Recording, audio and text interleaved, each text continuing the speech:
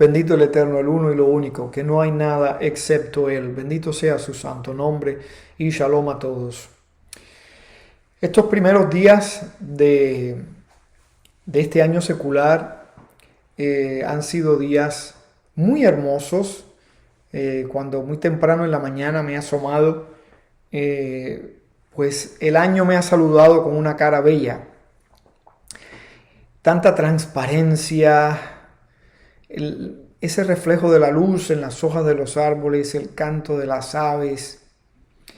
Ha sido una irradiación del Eterno muy manifiesta en estos primeros días, y cuando me he asomado me he dicho, ¿cómo es posible que hay personas que digan que nunca han tenido una experiencia espiritual? Todo esto son experiencias espirituales, la vida es una experiencia espiritual, pero cuando somos testigos de tanta belleza, cuando somos testigos de una hermosura abrumadora como la de estos días, por lo menos aquí en esta zona del planeta donde vivo, y me imagino que sea con diferentes matices, pero sea así en la mayor parte de los trópicos, digo, bueno, pero es imposible, a menos que uno tenga bloqueados los canales de percepción.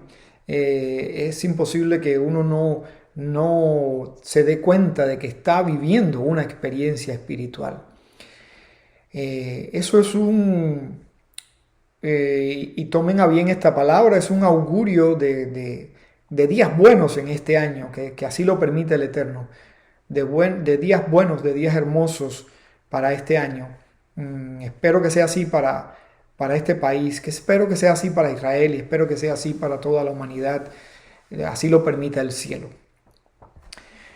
En la porción que nos acompaña en esta semana, nuestra compañera de viaje en esta semana, que le da nombre al segundo libro de la Torá, la porción Shemot, quiero analizar un evento que la Torá describe en pocas líneas, pero que tiene una trascendencia histórica tremenda. Y es el proceso de esclavización del pueblo de Israel.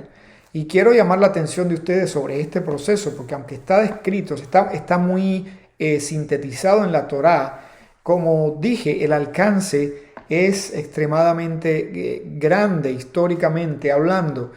Y es bueno que como individuos y también como sociedad, como el ser social que somos, del que formamos parte, este ser colectivo, estemos alerta. Es bueno que aprendamos de esta lección de la Torá y de la historia en general, porque esto se ha repetido muchas veces, porque según dicen nuestros sabios, el que no aprende de los errores del pasado está condenado a cometerlos otra vez.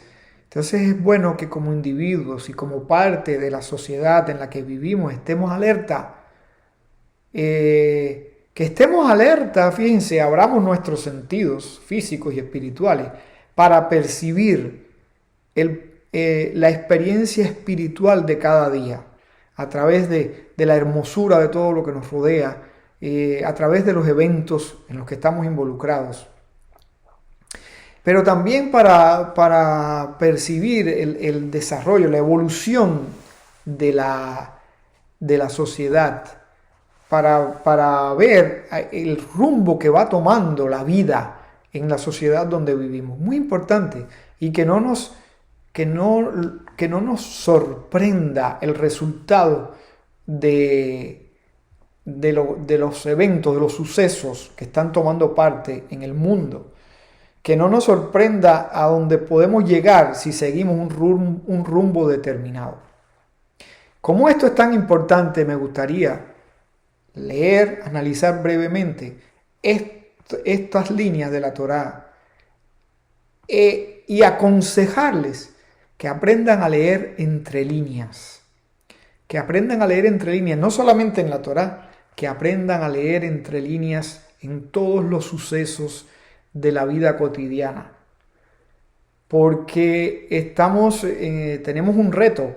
Hay personas de fe que piensan que involucrarse en los asuntos sociales o políticos de su época lo va a apartar de el ejercicio de su espiritualidad. Y no es así. Tenemos una función social, por eso estamos aquí en este mundo. Y estamos aquí para hacer luz, estamos aquí para traer luz, para que otros puedan ver. Y cuando uno se desvincula de ese papel, de esa función, uno está dando lugar a que la oscuridad aumente. Entonces al final no estás creciendo espiritualmente. Porque eso de cierta manera, eso es egoísmo. Estás como el sabio del abrigo. Acuérdense del ejemplo que pusimos una vez del sabio que tenía invitados en casa y había frío y se puso un abrigo. Resolvió su problema, pero los demás seguían pasando frío. A diferencia de otro que en la misma circunstancia encendió una hoguera y todos se calentaron. Entonces, cuando somos individuos, tenemos que preocuparnos primeramente por nuestra espiritualidad, pero también somos parte de un ser colectivo y tenemos que asumir nuestra responsabilidad como parte de un ser social que somos. Y tenemos que traer luz a este mundo. Voy a decirles brevemente una fábula que conozco desde que era niño. Cuentan de un sabio que un día tan pobre... No, perdón, no es esa. Es esta que dice...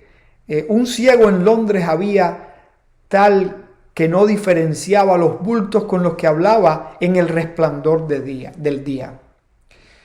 Una noche en que llovía, como una de las pasadas, a cántaros y a lanzadas, por las calles caminando se iba mi ciego alumbrando con unas pajas quemadas. Otro que le conoció le dijo,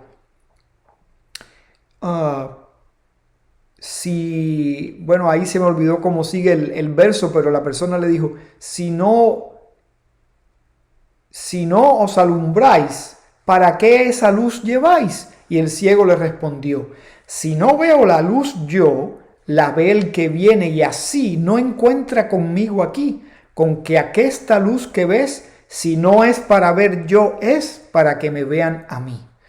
Y evitar así un mal mayor, ¿no? De que choque con él, etc. Fíjense que cuánta sabiduría hay encerrada en la moraleja de esta fábula, que no es una fábula, porque son personas las que están hablando, pero yo lo aprendí de un libro de fábulas. Este ciego llevaba una luz, una antorcha, pero él no lo hacía para ver él, porque obviamente él no veía la luz, estaba ciego, sino para que las personas lo vieran y no chocaran con él. Entonces, nosotros tenemos que llevar la antorcha y bendito el Eterno, que no estamos ciegos, gracias al Eterno que vemos, física y espiritualmente podemos ver. Y con mucha más razón tenemos que mantener la antorcha encendida, tanto para ver nosotros como para que otros también puedan ver. Y entonces analicemos aquí lo que dice la Torá. Ubiquémonos en el contexto. Había pasado la generación de Joseph y sus hermanos. Y dice la Torá que se levantó un nuevo rey en Misraim, en Egipto, que no conoció a Joseph. Imposible que no haya conocido a Joseph, porque un rey no se levantaba de la noche al día y como rey. Tenía que haber crecido en la corte. Obviamente que conoció a Joseph. Cuando la Torá dice que no lo conoció, quiere decir que ignoró a Joseph, no a Joseph como persona, sino a lo que significó Joseph para Misraim. Fue el salvador de Misraim. Ignoró el bien que Joseph le había hecho a la sociedad egipcia y a la humanidad en sentido general. Lo ignoró. Y empezó un proceso de esclavización del pueblo de Israel. Fíjense que hay una aparente discrepancia en cuanto a números cuando la Torá habla del tiempo que los israelitas, que el pueblo de Israel estuvo en Misraim y lo que nuestros sabios dicen que duró la esclavitud. Hay una aparente contradicción y no hay contradicción porque no es lo mismo el tiempo que estuvieron en Egipto al tiempo que estuvieron esclavizados. Esto fue un proceso gradual, incluso ya después de este momento en que se comienza esta agenda contra el pueblo de Israel, aún así, no todo el tiempo, incluso si contamos a partir de aquí, fue de esclavitud. Esto fue un proceso gradual. Y repito, Esto tiene que enseñarnos, porque como ciudadanos de un país estamos expuestos a lo mismo.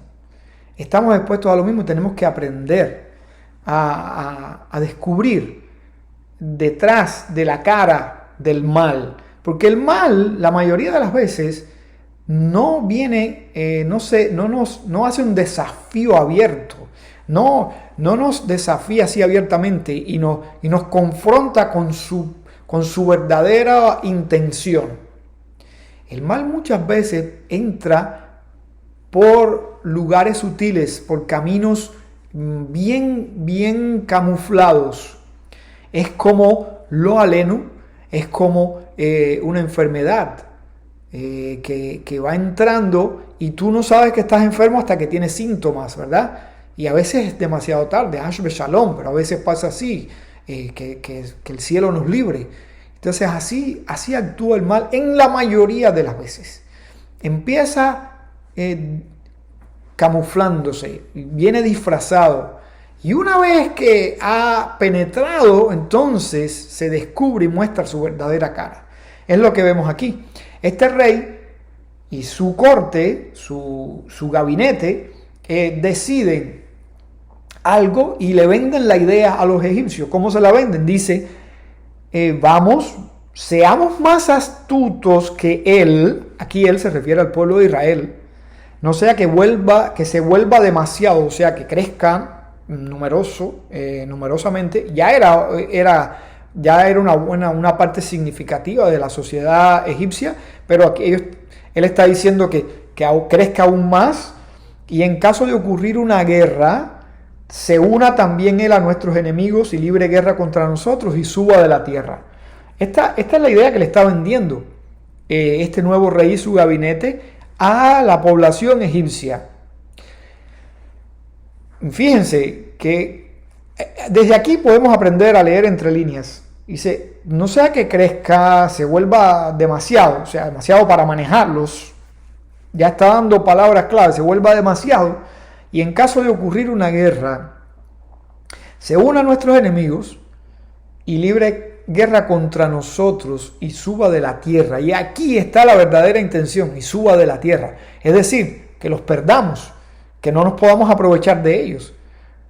No es tanto por la guerra es solo un pretexto. Esta es la manera en que le está vendiendo la idea a los egipcios, que probablemente hasta ese momento tenían buenas relaciones con los israelitas. Pero aquí viene la mala intención y empieza a venderle la idea así, si hay una guerra. Siempre estas agendas políticas se van a presentar tratando de atemorizarte, buscar punto débil y tratar de atemorizarte con algo.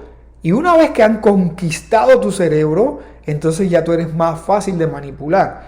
Bueno, hay una guerra, se unan a los enemigos. En primer lugar, si Israel acepta unirse a un enemigo de Egipto, no es para huir de Egipto. En todo caso, es para colonizar Egipto, para apoderarse de Egipto, no para huir de Egipto. Hubieran podido huir en otro momento, cuando eran menos numerosos. No se trata de eso. Además, ya esa generación de israelitas había nacido en Egipto y se sentían parte de Egipto. Probablemente no tenían en la cabeza la idea de salir de Egipto. Y tal vez esa es la verdadera razón, espiritualmente hablando, por la que esto sucede. Para delimitar, aquí Dios quiere delimitar, que están ahí, pero no son de ahí. Y ese es un error que nuestro pueblo ha cometido muchas veces. Hay muchas páginas en el libro de la historia escritas con el mismo tema. Nuestro pueblo ha cometido ese error muchas veces. Y las consecuencias han sido graves. ¿Por qué? Porque donde quiera que viva el pueblo de Israel, no puede dejar de ser el pueblo de Israel. Y a veces nuestro pueblo se ha sentido incómodo con ese traje. Ha tenido razones, porque hemos sido acusados de todo en todas partes. Hemos sido el chivo expiatorio en muchas partes. De cuánto desastre ha ocurrido, se ha culpado a los judíos, a los israelitas. Y tal vez queriendo quitarse ese cartel de encima, los judíos han querido ser ciudadanos ejemplares en algunos lugares. Pero ¿hasta qué punto? Tú puedes ser ciudadano ejemplar, pero tú no puedes perder tu identidad. Tú no puedes asimilarte, porque Dios requiere que sigas siendo un pueblo escogido, distinguido. Distinguido en el sentido de dar ejemplo, de traer luz al mundo. Y cuando te quieres quitar ese traje, Dios va a tomar medidas. Y esa es la razón espiritual. Pero en la mente del faraón aquí la razón es otra y el objetivo es otro. Y entonces suba de la tierra. ¿Por qué dice suba? Porque Egipto es la parte, digamos, el escalón más bajo espiritualmente hablando, de la decadencia espiritual. Por lo tanto, salir de Egipto representa una subida. Y por eso dice la Torá que el faraón dijo, y suba de la tierra. O sea, suba de la parte más baja. Suba, se vaya de aquí. Ahí vemos su agenda, cómo la presenta, cómo vende la idea. Ahora, cómo la llevan a cabo. Y designaron sobre él, sobre el pueblo de Israel, supervisores tributarios para afligirlo con sus cargas. Se aprovecharon de lo que dije anteriormente, que Israel ha querido dar ejemplo de ciudadano correcto. Ha querido dar ejemplo de ciudadano integrado, responsable, que respeta las leyes, que respeta la tierra que lo acoge. Y eso nos ha costado cuando hemos pasado el límite y nos hemos hecho más ciudadanos de ese lugar que ciudadanos de Israel, ciudadanos espirituales. Porque la ciudadanía israelí tiene dos componentes, un componente físico y un componente espiritual. Cuando hemos cambiado ese pasaporte espiritual por una ciudadanía terrena, eso ha traído problemas. Y empezó aquí, en Misraim, porque este es el ejemplo para el resto de la historia. Ellos querían ser ciudadanos correctos. Y los egipcios le entraron por ahí, se aprovecharon de eso. Necesitamos más cooperación ciudadana, los taxes. Empezaron como los gobiernos demócratas, y aquí no voy a ser imparcial, aquí voy a ser parcial. Como la mayoría, y claro, que sea parcial no quiere decir que vaya a generalizar, pero en su buena mayoría los gobiernos demócratas, por lo menos en este país, hacen eso. Aumentan los taxes porque aumentan el gobierno. Su idea es muy, muy egipcia, valga el ejemplo. Un gobierno grande, porque según ellos, según la ideología de la plataforma de este partido, el pueblo no tiene capacidad de autogobernabilidad. Al pueblo hay que gobernarlo. Y entonces, para gobernar al pueblo se necesita un gobierno grande. Y para mantener un gobierno grande hay que tener dinero. Y aumentan los taxes. Entonces, por aquí entró el agua al coco. Necesitamos más cooperación y empezaron a exigirle más taxes a los israelitas. Y los israelitas compraron la idea. Vamos a cooperar. Se sintieron identificados con la causa. Grave error. No supieron leer entre líneas. Se sumaron a la causa, cooperaron más. Ya después no era solamente taxes. Dice, y construyó ciudades de almacenamiento para el faraón. Vamos a cooperar con la economía egipcia, porque nosotros somos parte de esta sociedad. Vamos a entregarnos de lleno, vamos a sumarnos a estas labores. Y construyeron ciudades de almacenamiento, es decir, algo relacionado con la economía para el faraón. Y cuando ya era tarde, no se dieron cuenta, ya era tarde. ¿Qué dice la Torá a continuación? Pero cuanto más los afligían, es decir, que de una cooperación voluntaria pasó a ser un trabajo obligatorio. ¿En qué momento cambió eso? ¿No se dieron cuenta? ¿No lo vieron venir? Que no nos pase así, hermanos. Pero cuanto más los afligían, más aumentaba. Aquí viene otra cuestión. La prueba del rigor muchas veces es más beneficiosa que la prueba de la abundancia. Cuando vivimos en solaz, en tranquilidad, en relajación ciudadana, nos corrompemos más fácilmente que cuando estamos siendo oprimidos. Porque entonces ahí nos agarramos más de nuestros valores y de nuestra fe. Más aumentaba y se extendía, y se hastiaron a causa de los hijos de Israel. Ya aquí el mal mostró su cara. Fíjense, pasaron de una cooperación voluntaria a hacerlos, los egipcios hicieron de eso un trabajo obligatorio, y aquí mostraron su verdadera cara, su verdadera intención, y se hastiaron, les mostraron el odio que les tenían, que lo habían encubierto, aquí ya se los mostraron, y esclavizaron los egipcios a los hijos de Israel con intenso rigor. Esta es la primera fase de la esclavitud. Fíjense, digo que esto fue un proceso gradual, porque aún dentro de la esclavitud hubo diferentes fases. Aquí los esclavizaron, es decir, los hicieron hacer trabajos forzados. Ya no es porque tú quieras hacerlo, sino porque yo quiero que lo hagas. Hicieron trabajos forzados, y viene la segunda, no sé si la segunda, la tercera o la cuarta, pero viene la fase más aguda, la fase que desencadenó después el proceso de la redención. La fase más difícil, más ardua del proceso de esclavización, dice, y amargaron su vida con labores duras. Amargaron su vida. ¿Qué diferencia hay entre hacer los trabajos forzados y amargarles la vida? Cuando el propósito del trabajo no responde a una necesidad real. Ahí es cuando te amargan la vida, cuando te hacen trabajar por trabajar, cuando la intención es humillarte, destruirte, destrozarte como individuo y como pueblo. Eso es lo que se refiere a la Torá cuando dice, y amargaron su vida con labores duras, con mortero y con ladrillos y con todos los trabajos del campo. Todos los trabajos que les asignaban eran con intenso rigor, no había descanso. Yo recuerdo, yo leí en libros de historia cuando era niño, estaba todavía en la primaria, que los españoles en Sudamérica metían a las poblaciones indígenas, a los aborígenes de aquí, de América del Sur, los metían en las minas de plata hasta que se morían. Es decir, cuando ellos metían allí a un indígena, no era para que trabajara y viviera y trabajara y viviera, no, era trabaja hasta que te mueras, excavando en las minas. A ellos no les importaba que se murieran, tenían más para sustituirlos y así hasta que acabaron con ellos.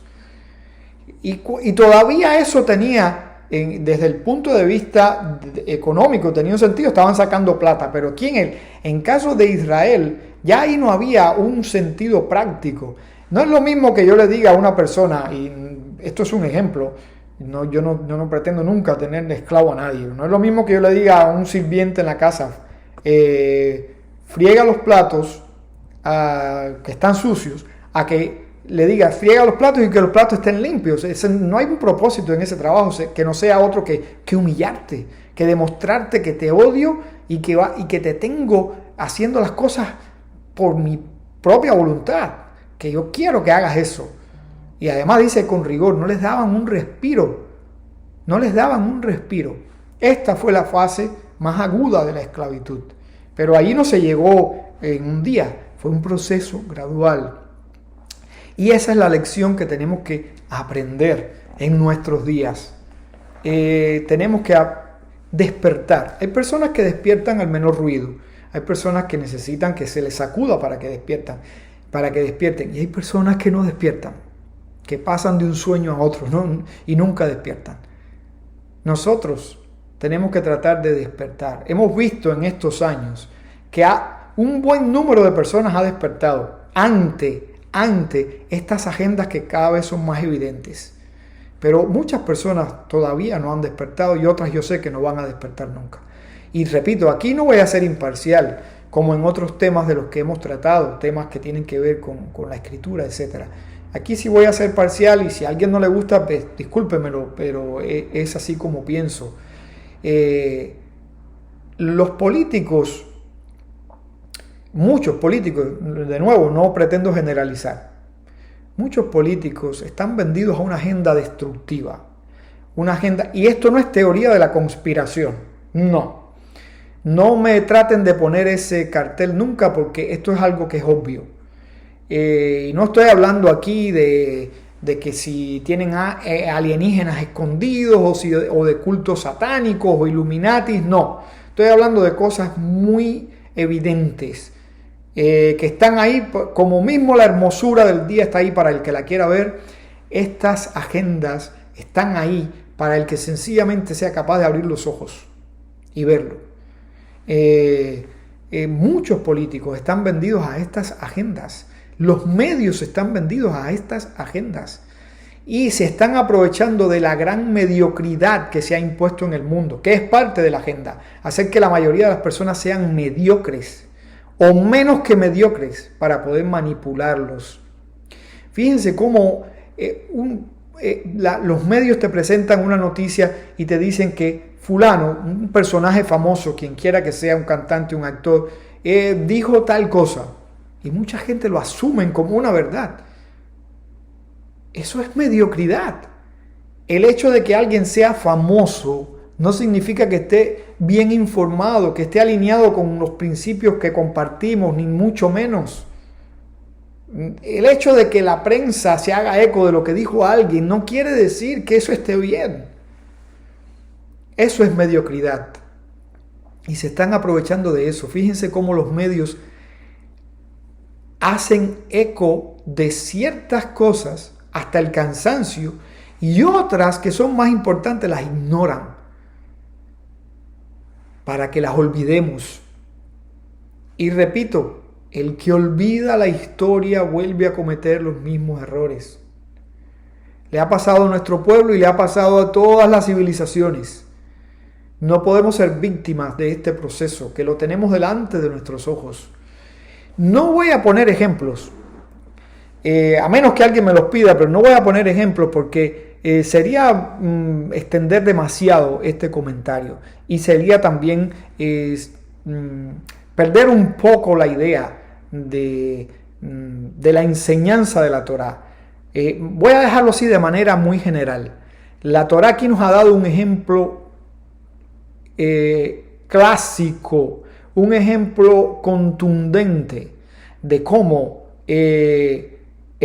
los poderes tienen una agenda, la venden, convencen a una mayoría, la implementan para perjuicio de un sector social o de un pueblo entero, de un país.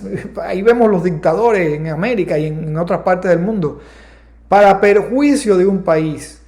Y la ciudadanía incauta compra la idea, se deja comprar, se deja manipular, se deja esclavizar, y cuando viene a reaccionar ya es tarde y no se puede quitar la cadena del cuello.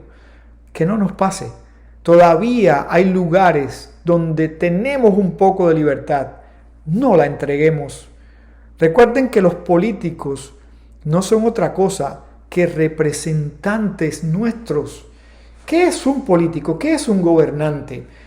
Y esto lo han enseñado en todas partes y hay que seguirlo enseñando porque la gente se ha olvidado y se sigue olvidando y ellos quieren que se olviden de esto. Desde que existe la sociedad humana, la mayoría de las personas que conformamos la sociedad no tenemos tiempo para dedicarnos a los asuntos colectivos. Cada uno está involucrado en los asuntos privados, los asuntos familiares, cómo ganarse el sustento, cómo tener y mantener un techo, etc. Son los asuntos que nos ocupan a la mayoría. Y como la mayoría no puede ocuparse de los asuntos colectivos, de los intereses colectivos, designan personas que se ocupen de eso. Pero no son personas que pueden actuar con total independencia y por su libre voluntad. No, tienen que representar nuestra voluntad, nuestros intereses. Nosotros los designamos por votación o por el medio que sea. Los designamos y les dimos una ocupación y le pagamos. Nosotros le pagamos por eso, porque se ocupe de los intereses colectivos a favor nuestro, no en contra de nosotros, a favor nuestro. Y ese papel se ha ido perdiendo y hoy los políticos, los gobernantes, han tomado el sartén por el mango y creen que ellos deciden y nosotros tenemos que obedecer.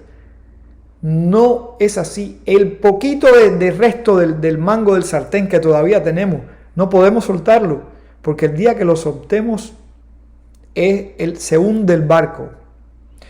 Yo sé que Hashem está en control y aquí no va a pasar nada que Él no lo permita, pero Él nos ha dado una responsabilidad individual y social. Nosotros tenemos que hacer nuestra parte. Nosotros tenemos que defender los derechos que tenemos sencillamente por haber venido a este mundo. No hagas como Esaf, no vendas tus derechos, no los cambies por un plato de lentejas, porque estas agendas te van a comprar, te van a querer comprar, lo aleno, te van a presentar una idea, te la van a dar la parte bonita de la idea, pero están enmascarando una monstruosidad y todo se trata de poder. Esaf, por satisfacer el hambre del momento, vendió un derecho y ellos van a aprovecharse de tu hambre, de tus necesidades, que el ser humano siempre tiene necesidades, siempre tiene apetitos y van a usarlos para comprarte tus privilegios, tus derechos que no te los dieron ellos, que vienen del Creador. No se los vendas, no se los regales. Eso es un bien preciado. Defiende tu libertad, que al defender tu libertad te estás defendiendo la libertad de tus descendientes. Antes que sea tarde, despierta. Ya no son las primeras señales, ya estamos más avanzados en el proceso. Despierta, mira los acontecimientos que están ocurriendo. Y sí, soy parcial, porque a la hora de decidir por un gobierno, por un grupo político determinado, voy a decidir por el que más cercano esté a los principios de la Torá, definitivamente. Y en este momento, en este país, son los republicanos. No me queda la menor duda de eso. Y no quiero decir que todos sean buenos, ni quiero decir ni siquiera que uno es bueno, porque bueno, aquí nada más es el Eterno. Pero por lo menos son los que están representando ahora lo mejor, lo más legítimo de la causa del ciudadano norteamericano. Y por eso soy parcial. Y por eso te llamo a que despiertes, a que aproveches esta lección de la Torá, esta lección que viene del Eterno, esta lección que no es perecedera, que es válida para cualquier momento histórico. Un abrazo, con la mejor intención, con mucho amor, para el bien de todos, para el bien de la humanidad. Shalom.